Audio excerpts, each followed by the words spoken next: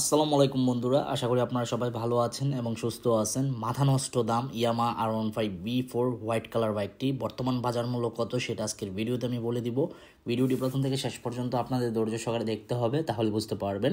তবে এখনও পর্যন্ত যারা আরমান সারোয়ার ইউটিউব চ্যানেলটি সাবস্ক্রাইব করেন নাই তারা অবশ্যই আরমান সারোয়ার ইউটিউব চ্যানেলটি সাবস্ক্রাইব করে ফেলবেন, যেন পরবর্তী আপডেট নোটিফিকেশন পেয়ে যান। বন্ধুরা, ইন্ডিয়ান R15B4 হোয়াইট কালার বাইকটা ব্যাপক চাহিদা বাংলাদেশের বাজারে। আর এটা হচ্ছে আনঅফিসিয়াল বাইক, অফিসিয়ালও পাওয়া যায়, বাট অফিসিয়াল বাইকের প্রাইস একটু বেশি আর আনঅফিসিয়াল বাইকের দাম একটু কম। বর্তমান প্রেক্ষাপটে আপনার Indian white colour, red colour, blue colour, তারপর হচ্ছে ম্যাট ব্ল্যাক, এই চারটা কালার অ্যাভেলেবেল আছে। তো যার যে কালার পছন্দ ওই কালার নিতে পারবেন। তবে আজকের ভিডিওতে আমি হোয়াইট কালার বাইকটার প্রাইস বলবো, কারণ হোয়াইট কালার এবং ব্লু কালার বাইকটার প্রাইস রেড কালার এবং ব্ল্যাক কালারের তুলনায় একটু বেশি।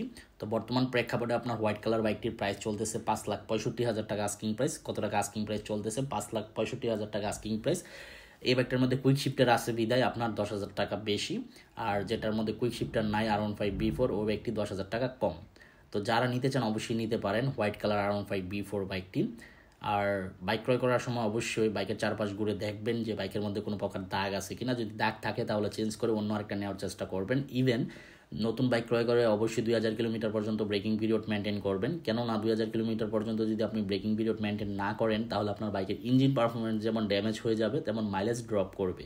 ব্রেকিং পিরিয়ড মেনটেন করলে আপনার বাইকের সব দিক দিয়ে ভালো থাকবে এবং আরপিএম 5-6-এর বেশি উঠাবেন না এবং টপ স্পিড 50-60-এর বেশি উঠাবেন না, তাহলে আপনার বাইকের পারফরমেন্স ভালো থাকবে। তো এই ছিল ইন্ডিয়ান R15B4 হোয়াইট কালার বাইকটি সম্পর্কে আপডেট ইনফরমেশন। আই হোপ আজকের ভিডিওটি আপনাদের ভালো লাগছে। যদি আজকের ভিডিওটি ভালো লেগে থাকে তাহলে অবশ্যই লাইক বাটনে একটি লাইক দিয়ে দিবেন। দেখা হবে ইনশাল্লাহ পরবর্তী ভিডিওতে। সবাইকে অসংখ্য ধন্যবাদ ভিডিওটি প্রথম থেকে শেষ পর্যন্ত দেখার জন্য এবং আমাকে এভাবে সাপোর্ট করার জন্য। পরবর্তী ভিডিওতে কোন ব্র্যান্ডের বাইকের সম্পর্কে কথা বলবো সেটাও আমাকে কমেন্ট বক্সে কমেন্ট করে জানাবেন এবং আল্লাহ হাফেজ।